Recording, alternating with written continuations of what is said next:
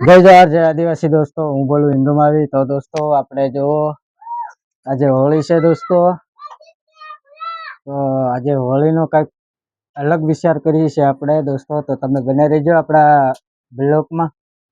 તો દોસ્તો જુઓ, આપણે અહીંયા પૂરી બનાવી છે. જુઓ તમારી બેન બનાવે છે. જો હું આરામથી બેઠો છું, બની જાય એટલે સાંજે શ્રીફળ વધેરી અને ખાવાનું શરૂ કરશું. આરામથી બેઠા છે એમ કે છે. જો અમે તો આરામથી જ જઈએ ને, અમારે સીધું ખાવા જ જોઈએ. જો અહીંયા બનાવે. જો આમાં અમે ટોપરું નાખી દીધું છે અને વરિયાળી અને શું નાખ્યું બીજું? ખાંડ નાખી. ગળ્યા છે, ઘઉંના પૂડિયું છે. હજી બાકી છે, પણ મતલબમાં ગળ્યા બનાવી છે. જો દોસ્તો હજી પૂડા હેડવાના બાકી છે. અને ઓલી લે છે ઓલા. તો દોસ્તો આપણે જે ભજીયા પણ બનાવવાના બાકી છે.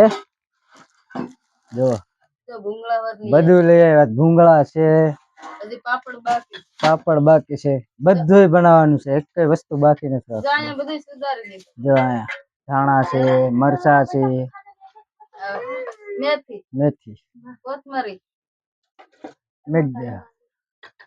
મરચા